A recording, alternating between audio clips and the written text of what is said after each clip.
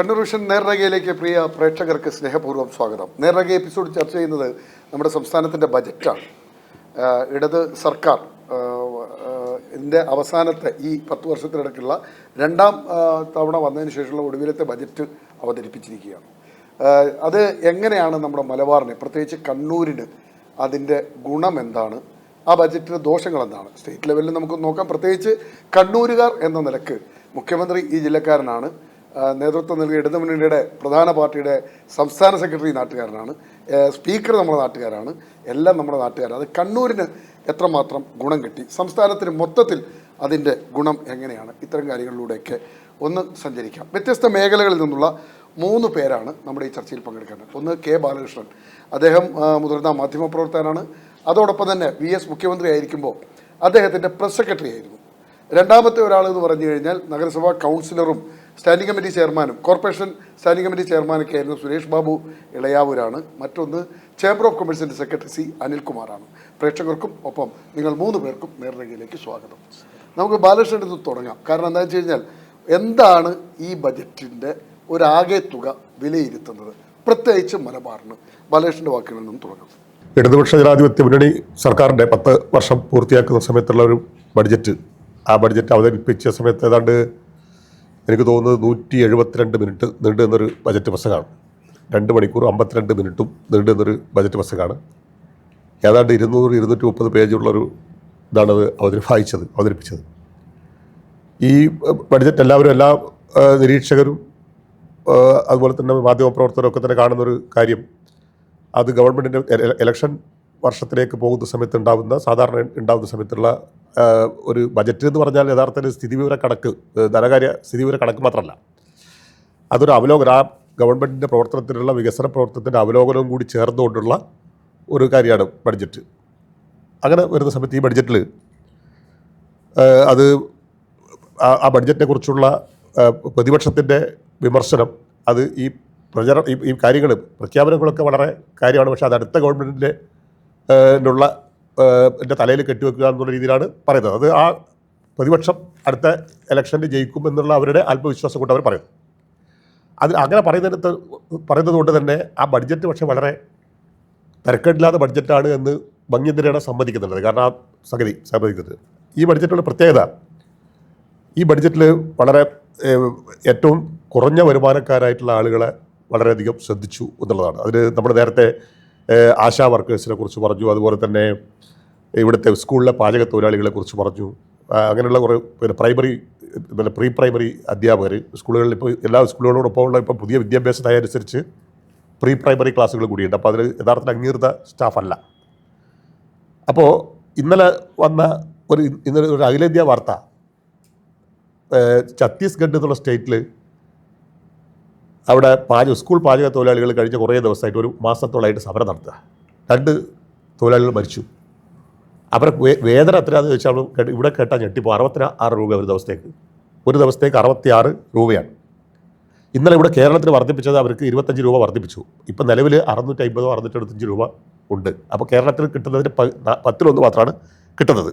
അപ്പോൾ അങ്ങനെ അതുപോലെ തന്നെ ഈ പറയുന്ന ആശാ വർക്കേഴ്സിനെ സംബന്ധിച്ചിടത്തോളം മറ്റ് 2000-3000 ആണ്. നമ്മളിവിടെ ഈ ആശാ വർക്കേഴ്സിന് സമരം നടക്കുന്ന സമയത്ത് മറ്റു രീതിയിൽ വലിയ ശമ്പളം ഉണ്ടെന്നൊക്കെ, ഹോണറേറിയം ഉണ്ടെന്നൊക്കെ പറഞ്ഞിരുന്നു. പക്ഷേ അവാസ്തവമായിരുന്നു അത്. ഇവിടെ 1000 രൂപ വർദ്ധിപ്പിച്ചപ്പോൾ 9000-ഓളം രൂപ ഹോണറേറിയം, പിന്നെ കേന്ദ്ര ഗവൺമെൻറ്റിൻ്റെ പൈസയും ജനപ്രിയമായ രീതിയിലുള്ള പ്രഖ്യാപനങ്ങളുണ്ട്. അത് മാത്രമല്ല സാധാരണക്കാരെ അത് മാത്രമല്ല ഇപ്പോൾ സർക്കാർ ഏറ്റവും വലിയൊരു പ്രതിഷേധം ഉള്ളത് വിഭാഗം സർക്കാർ ജീവനക്കാരായിരുന്നു. അവരുടെ DA കുടിശ്ശിക, ആ DA കുടിശ്ശികയുടെ കാര്യത്തിൽ പിന്നെ ധനമന്ത്രി ബാലഗോപാലൻ പറയുന്നത് കുടിശ്ശിക പിന്നീട് കൊടുക്കാം, പക്ഷേ ഇത് മാർച്ചോടുകൂടി അതിൻ്റെ ശതമാനം കൃത്യമാക്കി കൊടുക്കാമെന്നുള്ള രീതിയിൽ പറയുന്നുണ്ട്. ഇങ്ങനെ വരുന്ന സമയത്ത് ബഡ്ജറ്റിൽ അതൊരു ക്ഷേമകാര്യവുമായി ബന്ധപ്പെട്ടിട്ടുള്ള കാര്യം, ക്ഷേമ പെൻഷൻ നേരത്തെ 2 മാസം മുമ്പ് തന്നെ വർദ്ധിപ്പിച്ചതായതുകൊണ്ട് അതിനെപ്പറ്റി ഇപ്പോൾ ഒന്നും പറയുന്നില്ല. പക്ഷേ അതിനുള്ള നീക്കിവെക്ക് 14,900 കോടി രൂപ ഈ ക്ഷേമ പെൻഷന് വേണ്ടിയിട്ട് നീക്കി വെച്ചിട്ടുണ്ട്. അതോടൊപ്പം തന്നെ വേറൊരു കാര്യം, പ്രധാനപ്പെട്ട ഒരു കാര്യം എന്നുള്ളത്, കേരളത്തിൻ്റെ വികസന പ്രവർത്തനങ്ങളിൽ എങ്ങനെ ഈ ബഡ്ജറ്റ്, ആ ബഡ്ജറ്റ് ഒന്ന് വായിച്ചു നോക്കുന്ന സമയത്ത് മനസ്സിലാവുന്ന ഒരു പ്രധാനപ്പെട്ട കാര്യം, എനിക്ക് തോന്നുന്നത് പിന്നെ കേരളം എന്നുള്ളത് ഇന്ത്യയുടെ ഒരു സംസ്ഥാനം ആണെങ്കിലും അതിൽ വ്യതിരിക്തമായിട്ട് ഏതാണ്ട് ഒരു യൂറോപ്യൻ നിലവാരത്തിലേക്ക് കേരളത്തിലെ മറ്റ് എല്ലാ രംഗങ്ങളും ഈ വികസനം, ഇപ്പോൾ നമ്മുടെ റോഡുകൾ നോക്കിയാൽ എല്ലാ റോഡുകളും മെച്ചപ്പെട്ടിട്ടുണ്ട്. മിക്കവാറും റോഡുകൾ മെച്ചപ്പെട്ടിട്ടുണ്ട്. ഇൻഡസ്ട്രി എന്നുള്ള രീതിയിലൊക്കെ വലിയ രീതിയിലുള്ള വൻകിട വ്യവസായങ്ങളല്ല, IT രംഗത്തൊക്കെയുള്ള നമ്മുടെ ഇപ്പോൾ ഇവിടെ ഇൻഫോ പാർക്കിലുള്ള വികസനം, അതൊരു സൈബർ വാലി ആയി മാറുന്നതിൻ്റെ കാര്യം. ഇവിടെ നമ്മുടെ കണ്ണൂരിലാണെങ്കിൽ കണ്ണൂർ വേഗക്കുറവുണ്ടെങ്കിൽ പോലും കഴിഞ്ഞ വർഷം പ്രഖ്യാപിച്ച IT പാർക്ക് പോലുള്ള സംഗതികളുടെ കാര്യത്തിലായിട്ടില്ല. കാരണം സ്ഥലമെടുപ്പിൻ്റെ പൈസ ഇല്ലാത്തതുകൊണ്ട് ഇൻഫ്രാൻ്റെ സ്ഥലമെടുപ്പ് ഇങ്ങനെ നീങ്ങിക്കൊടുക്കുക. പക്ഷേ ഇന്ന് വന്നിട്ടുള്ള ഒരു പ്രധാനപ്പെട്ട വാർത്ത, അതിൽ ഹൈദരാബാദിലുള്ള ഈ ഗോൾഡൻ സിറ്റി എന്നുള്ള അവർ വിവിധ ഘട്ടങ്ങളിലായി 3.5 ലക്ഷം കോടിയോളം രൂപ നിക്ഷേപം ഉള്ള ഒരു വൻകിട സ്വർണ്ണ സംസ്കരണ വ്യവസായം ഇവിടെ സ്ഥാപിക്കാൻ വേണ്ടിയിട്ടുള്ളൊരു സ്ഥലം. അപ്പോൾ നമുക്കറിയാം, കുളപ്പ മുതൽ ഇങ്ങോട്ട് തലശ്ശേരി വരെയുള്ള സ്ഥലങ്ങളിലുള്ള കിൻഫ്രൻ്റെ സ്ഥലമെടുപ്പ് ഇതായിക്കൊണ്ടിരിക്കുക. അപ്പോൾ എനിക്ക് തോന്നുന്നത് പൊതുവിൽ ഈ ബഡ്ജറ്റ് സമസ്ത മേഖലകളിലും ഒരു വികസനോന്മുഖവും ക്ഷേമാത്മകവുമായിട്ടുള്ള ഒരു ബഡ്ജറ്റാണെന്നുള്ള അത് കണ്ണൂർ മലബാറിൻ്റെ കാര്യത്തിൽ പിന്നീട് തിരിച്ചു വരാം. എങ്ങനെയാണ് ശ്രീ സുരേഷ് ബാബു ഇളയാവോ ഈ ബഡ്ജറ്റിനെ കാണുന്നത്? ജനപ്രിയ ബഡ്ജറ്റ് എന്നാണ് ബാലകൃഷ്ണൻ പറഞ്ഞത്. അല്ല, തെരഞ്ഞെടുപ്പ് വർഷമായി സമ്മതിക്കുന്നു എന്നും പറയുന്നുണ്ട്. ഞാനിപ്പം ബാലകൃഷ്ണൻ്റെ വാദപ്രതിവാദത്തിന് അദ്ദേഹം ഒരു പാർട്ടി ഒപ്പണൻ്റായിട്ട് കാണാത്തത് കൊണ്ട് തന്നെ ഞാൻ അതിനല്ല ആദ്യം മുതിരുന്നത്. ഇതൊന്ന് ഈ പറഞ്ഞതുപോലെ തെരഞ്ഞെടുപ്പിൻ്റെ ബഡ്ജറ്റായിട്ടാണ്. ഈ പാർട്ടി ആളാണെങ്കിൽ പ്രതികരണത്തിന് വേറെ സ്വഭാവമാണ്, മാധ്യമപ്രവർത്തകനായതുകൊണ്ട് വേറെ സ്വഭാവം. അല്ല, അങ്ങനെയല്ല, അതല്ല ഞാൻ പറയുന്നത്. അതുകൊണ്ട് രാഷ്ട്രീയമായ ചേരിതിരിവ് എന്നുള്ളതാണ് അക്കാര്യം. പ്രത്യേകിച്ചും ശ്രീ അനിൽ മാഷു എല്ലാം ഉള്ളതുകൊണ്ട് അതിനെ ആ ഒരു കൊണ്ടുപോകാൻ. അതെ, അതുകൊണ്ടാണ് ഞാൻ പറഞ്ഞു വരുന്നത്, ഇതൊരു തെരഞ്ഞെടുപ്പ് കാല ബഡ്ജറ്റായി ധനകാര്യമന്ത്രി മാറ്റിയിരിക്കുന്നു എന്നുള്ളതാണ് പൊതുവായി എല്ലാവരും വിമർശനം പറയുന്നത് ആ രീതിയിലാണ്. കാരണം ഇതൊരു ഉട്ടോപ്യൻ സങ്കല്പത്തിലേക്ക് നമ്മൾ നേരത്തെ ബാലകൃഷ്ണൻ ഒന്നും നടക്കാത്ത കാര്യങ്ങളാണ്. തീർച്ചയായും അതിൻ്റെ പിന്നാമ്പുറം നമ്മൾ നോക്കി അതല്ലേ കാണാൻ പോകുന്നത്. കഴിഞ്ഞ കൊല്ലം പറഞ്ഞത് എന്തൊക്കെയാണ് നടപ്പിലാക്കിയത്, എന്തൊക്കെയാണ് നടന്നുകൊണ്ടിരിക്കുന്നത് എന്നുള്ളത് നമുക്ക് മനസ്സിലാക്കാൻ വലിയ ദൂരത്തൊന്നും പോകേണ്ടല്ലോ, അങ്ങാടിപ്പടി വരെ ഒന്നും പോകേണ്ട കാര്യമില്ല. അത് ഇവിടെ തന്നെ നമുക്ക് കാണാൻ കഴിയുന്ന കാര്യമാണ്. തീർച്ചയായും അതുകൊണ്ട് തന്നെ കണ്ണൂരിനെ കുറിച്ചായാലും സംസ്ഥാനത്തെക്കുറിച്ചായാലും എനിക്ക് പൊതുവായി വിലയിരുത്താനുള്ളത്, ഇതൊരു അസന്തുലിതാവസ്ഥ സൃഷ്ടിച്ചിട്ടുള്ള, അല്ലെങ്കിൽ ആ രീതിയിൽ രാഷ്ട്രീയം നോക്കി രാഷ്ട്രീയത്തിൻ്റെ മുഖം നോക്കിയുള്ള ഒരു ബഡ്ജറ്റായി ഇതിനെ മാറ്റിയെടുക്കാൻ അവർ ശ്രമിച്ചിട്ടുണ്ട്. അതിൻ്റെ ഏറ്റവും വലിയ തെളിവാണ് നമുക്ക് കാണാൻ കഴിയുന്നത് പോലെ തന്നെ എൻ്റെ കയ്യിലുള്ള മലയാള മനോരമയാണ്. മലയാള മനോരമയിൽ മാതൃഭൂമിയിൽ നിന്ന് വ്യത്യസ്തമായ മലയാള മനോരമ ധർമ്മട ചുറ്റി ബജറ്റ്, അവരുടെ ക്യാപ്ഷൻ തന്നെ നമുക്ക് കാണാൻ കഴിയുന്നതാണ്. ഒരു ബഡ്ജറ്റ് എന്ന് പറയുന്നത് നേരത്തെ ബാലകൃഷ്ണൻ സൂചിപ്പിച്ചതുപോലെ ജനങ്ങളുടെ സർവ്വതോന്മുഖമായ പുരോഗതിക്ക് കാലദേശത്തിൻ്റെയോ അല്ലെങ്കിൽ മറ്റൊന്നിൻ്റെയോ പരിഗണന നൽകാതെ സമൂഹത്തെ ഒന്നായി കണ്ടുകൊണ്ടുള്ള ഒരു വികസന പരിപ്രേക്ഷ്യം അവതരിപ്പിക്കുക എന്നുള്ളതാകണം ബഡ്ജറ്റ്. അപ്പോൾ ഇവിടെ ശ്രീ ബാലഗോപാലൻ ഒരുതരം എന്താ പറയേണ്ടത്, ഒരു ഗിമ്മിക്ക് കാട്ടി ആളുകൾക്കിടയിൽ. ഈ പറഞ്ഞതുപോലെ ബാലകൃഷ്ണൻ പറയുന്നത് ആദ്യം തന്നെ ഞാൻ പറയാം, സർക്കാർ ജീവനക്കാരുടെ കാര്യം എടുത്തു നോക്കുക. 2024 അവർക്ക് പ്രഖ്യാപിച്ച് അനുഭവിക്കേണ്ടി വരുന്നതാണ് അവരുടെ വേതന വർധനവ്. അത് ഈ 2 വർഷക്കാലം നിഷേധിച്ചവർ ഇപ്പോൾ ഇറങ്ങാൻ പോകുമ്പോൾ പറയുന്നത് ഞങ്ങൾ കമ്മീഷനെ വെക്കാൻ പോകുന്നു. കമ്മീഷൻ ആരാണെന്ന് പറഞ്ഞിട്ട് കമ്മീഷൻ വെക്കാൻ പോകുന്നു എന്നേ പറഞ്ഞിട്ടുള്ളൂ. അതുപോലും അവ്യക്തതയോടുകൂടിയാണ് പറഞ്ഞിട്ടുള്ളത്. മറ്റൊന്നുള്ളത്, ഇവർക്ക് ഏതാണ്ട് 10-20% DA കിട്ടാനുണ്ട്. ആ DAയിൽ 2 DA കൊടുത്ത് ബാക്കി പിന്നെ നമുക്കത് ബാക്കി അരിയസ് പിന്നെ ആലോചിക്കാം എന്ന് പറഞ്ഞ് ഈ സർക്കാർ ജീവനക്കാരെയും ഒരു ചുറ്റിക്കറക്കി കെട്ടിയിട്ടുള്ള ഒരു സാഹചര്യമാണുള്ളത്. 2020, 2021, 2026 ആണല്ലോ ഇവരുടെ 5 വർഷം എന്ന് പറയുന്നത്. 2021 നമുക്കെല്ലാം അറിയാം കോവിഡിൻ്റെ ഒരു പശ്ചാത്തലമാണ്. ആ കോവിഡിൻ്റെ പശ്ചാത്തലത്തിൽ ജീവിതം തന്നെ എങ്ങോട്ട് പോകും എന്ന് അറിയാത്ത ഒരു സാഹചര്യത്തിൽ അവതരിപ്പിക്കപ്പെട്ട എല്ലാ പാർട്ടിയും മുന്നോട്ട് വെച്ച ഒരു ആശയമാണ് ഏറ്റവും സാധാരണക്കാരനെ ലിഫ്റ്റ് ചെയ്യുക എന്നുള്ളത്. അതിൽ ഇടതുപക്ഷം മുന്നോട്ട് വെച്ചത്, ഞങ്ങൾ അധികാരത്തിൽ വീണ്ടും വന്നാൽ 5 വർഷ കാലാവധിക്കുള്ളിൽ 2500 രൂപയെങ്കിലും ക്ഷേമ പെൻഷൻ ആക്കും എന്നാണ്. ഞാൻ സത്യം പറഞ്ഞാൽ ഒരു ഇടതുപക്ഷ ചിന്താഗതിക്കാരനല്ലാത്തത് കൊണ്ടും ഒരു കോൺഗ്രസ് അനുഭാവിയായതുകൊണ്ടും പ്രവർത്തകനായതുകൊണ്ടും എൻ്റെ ഉള്ളിലുണ്ടായത് ഒരു 2250 രൂപയെങ്കിലും ആക്കി ഈ ബഡ്ജറ്റിൽ സാധാരണക്കാരനെ ചേർത്ത് പിടിക്കാനൊരു ശ്രമം നടക്കും എന്നാണ്. അപ്പോൾ 5 വർഷം പൂർത്തിയാകുന്നതിന് 6 മാസം മുമ്പെയാണ് 400 രൂപ മാത്രം വർദ്ധിപ്പിച്ച് 2000 രൂപയായി അവർക്ക് 2000 രൂപ കൊടുക്കുന്നു എന്ന നിലയിൽ ഈ തെരഞ്ഞെടുപ്പിൻ്റെ അല്ലെങ്കിൽ അവരുടെ ഭരണത്തിൻ്റെ അവസാന കാലഘട്ടങ്ങളിൽ അപ്പോൾ ജനങ്ങളതെല്ലാം വളരെ പിന്നെ ലാഘവത്വത്തോടെ തള്ളിക്കളഞ്ഞതായിട്ടാണ് നമുക്ക് ത്രിതല പഞ്ചായത്ത് തെരഞ്ഞെടുപ്പിൽ കാണാൻ കഴിയുന്നത്. ഇതിൽ നിന്നും പാഠം പഠിക്കാതെയാണ് ഈ ബഡ്ജറ്റ്. ഇപ്പം നമുക്ക് നോക്കാം, കണ്ണൂർ നഗരത്തിൽ ഈ ബഡ്ജറ്റ് മുന്നോട്ട് വെക്കുന്ന കണ്ണൂർ ജില്ലയിലേക്ക് നമുക്ക് വരാം. മൊത്തത്തിൽ നിങ്ങൾ ഈ ബജറ്റിനെ എങ്ങനെയാണ് അതാണ് ഞാൻ പറഞ്ഞത്, സന്തുലിതാവസ്ഥ അല്ലെങ്കിൽ ആ രീതിയിൽ ജനങ്ങളുടെ ജീവിതത്തെ കൂടുതൽ മെച്ചപ്പെടുത്താനുള്ള ഒരു വകയുമില്ലാത്ത ഒരു ബഡ്ജറ്റ് സമ്പൂർണ്ണ പരാജയം എന്നൊന്നും ഞാൻ പറഞ്ഞിട്ടില്ല. ഞാൻ പറഞ്ഞത് പൊതുജനങ്ങളുടെ പ്രതീക്ഷ അല്ല, അത് ഏത് ബഡ്ജറ്റ് അവതരിപ്പിക്കുമ്പോഴും കാമ്പില്ലാതെ ബഡ്ജറ്റ് അവതരിപ്പിക്കാൻ പറ്റില്ലല്ലോ. അതല്ല ഞാൻ പറഞ്ഞത്. ജനങ്ങളുടെ പ്രതീക്ഷക്കൊത്തനുസരിച്ച് അല്ലെങ്കിൽ ഒരു 10 വർഷക്കാലം പൂർത്തിയാക്കി ഞങ്ങളിത്. അപ്പോൾ നിങ്ങൾക്കെല്ലാം അറിയാം, കഴിഞ്ഞ ദിവസം പിന്നെ മന്ത്രി തന്നെ പറയുകയുണ്ട്, കേരളം എല്ലാം കൊണ്ട് സമ്പന്നമായിരിക്കുന്നു, സമ്പൂർണ്ണമായിരിക്കുന്നു. അതുകൊണ്ട് ആ സമ്പൂർണ്ണമായ ഒരു നിലയിലേക്ക് കേരളത്തെ എത്തിച്ചിരിക്കുന്നു എന്ന് പറഞ്ഞിട്ടാണ് ഈ പറയുന്ന ജനങ്ങളുടെ പ്രതീക്ഷക്കൊത്തു വരാത്ത ഒരു ബഡ്ജറ്റ് അവതരിപ്പിച്ചത്. നമുക്ക് ചേംബർ ഓഫ് കൊമേഴ്സിന്റെ സെക്രട്ടറി സി അനിൽകുമാർ, അദ്ദേഹം എങ്ങനെ ഈ ബജറ്റിനെ നോക്കിക്കാണുന്നു, പ്രത്യേകിച്ച് കണ്ണൂരിന്റെ പക്ഷത്ത് നിന്ന് എങ്ങനെയാണ്? നമ്മുടെ ബഹുമാന്യനായ ധനമന്ത്രി കെ.എൻ. ബാലഗോപാൽ ഇന്നലെ ബജറ്റ് പ്രഖ്യാപനത്തിൻ്റെ ആമുഖമായി തുടങ്ങിയത് തന്നെ നമ്മുടെ പ്രധാന വരുമാനമെന്ന് പറയുന്നത് തനത് വരുമാനത്തിനപ്പുറത്ത് കേന്ദ്രത്തിൽ നിന്ന് കിട്ടുന്ന ഗ്രാൻഡ് ഉൾപ്പെടെയാണ് നമ്മുടെ വരുമാനം. ഇപ്പോൾ കൊക്കിലൊതുങ്ങുന്നത് മാത്രം കൊത്തുക എന്ന ഉദ്ദേശത്തോടു കൂടി അദ്ദേഹം നടപ്പിലാക്കിയ ഒരു ബജറ്റായിട്ടാണ് നമുക്ക് വിലയിരുത്താൻ കഴിയുക. കാരണം വലിയ വലിയ പ്രഖ്യാപനങ്ങളൊന്നും ഇന്നലെ നടന്ന ബജറ്റിൽ ഉണ്ടായിരുന്നില്ല എന്നുള്ളതാണ് ശ്രദ്ധേയം. പ്രത്യേകിച്ച് നോർത്ത് മലബാർ ചേംബർ ഓഫ് കോമേഴ്സിൻ്റെ സെക്രട്ടറി എന്ന നിലയിൽ നമ്മൾ നോക്കുക, വ്യാവസായിക രംഗത്തുള്ള പ്രഖ്യാപനങ്ങൾ, വ്യാപാര രംഗത്തുള്ള പ്രഖ്യാപനങ്ങൾ, സ്റ്റാർട്ടപ്പുകളിലേക്കുള്ള പ്രഖ്യാപനങ്ങൾ, MSME മേഖലയിലേക്കുള്ള പ്രഖ്യാപനങ്ങളൊക്കെയാണ്.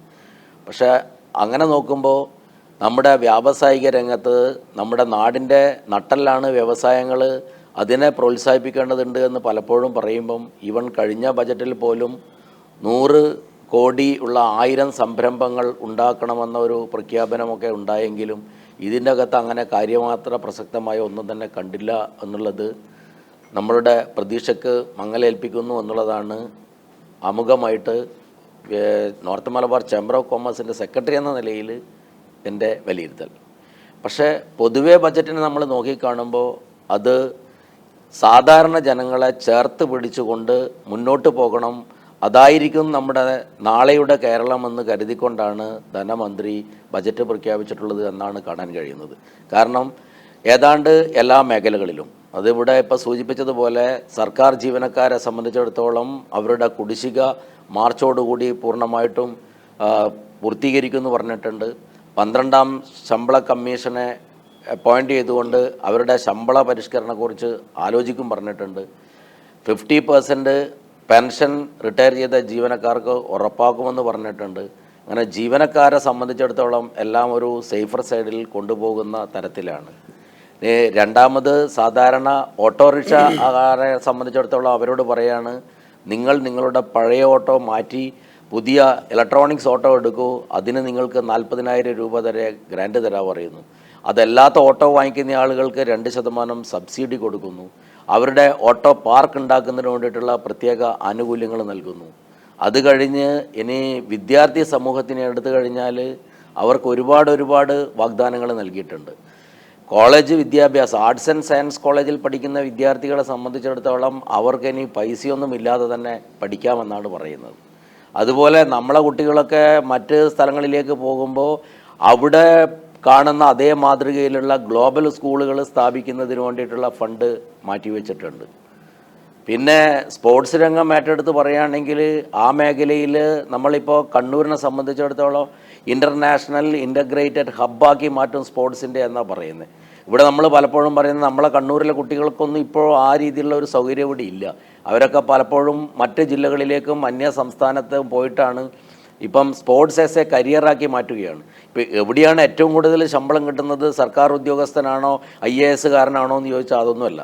ഇപ്പോൾ സ്പോർട്സിൽ നല്ല തിളങ്ങുന്ന ആളുകളെ സംബന്ധിച്ചിടത്തോളം അവർ കോടികളാണ് പിന്നെ പറയുന്നത്. ഒരു വർഷം കളിക്കണമെങ്കിൽ ക്രിക്കറ്റ് ആയാലും ഫുട്ബോൾ ആയാലും കോടിക്കണക്കിന് രൂപയാണ് ഓരോരോ കമ്പനികളും ഓഫർ ചെയ്തിട്ട് അവരെ തട്ടിക്കൊണ്ടുപോകുന്നത്.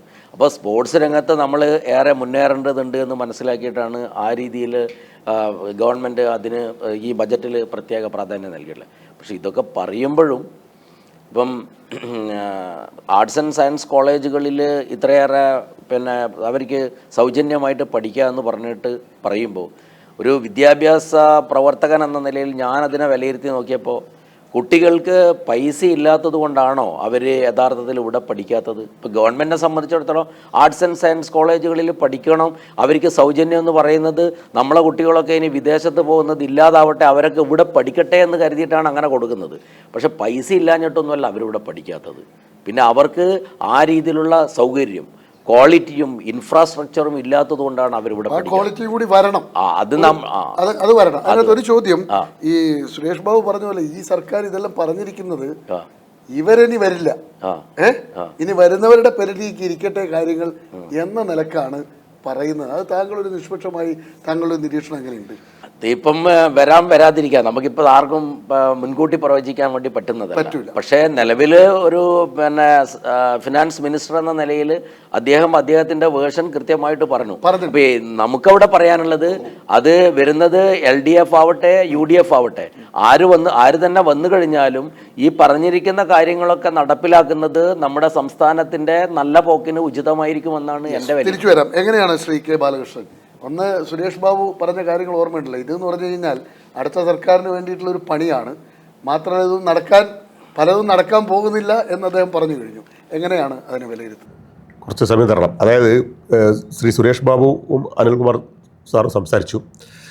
അതിൽ സുരേഷ് ബാബു പറഞ്ഞൊരു കാര്യം എന്താ വെച്ചാൽ, ഈ അടുത്ത ഗവൺമെൻറ് എന്ന് പറയുമ്പോൾ അല്ലെങ്കിൽ പ്രതിപക്ഷ നേതാവ് പറയുമ്പോൾ പ്രതിപക്ഷ നേതാവിൻ്റെ ആ വേർഷൻ തന്നെയാണ് മറ്റേ സുരേഷ് ബാബു പറഞ്ഞിട്ടുള്ളത്.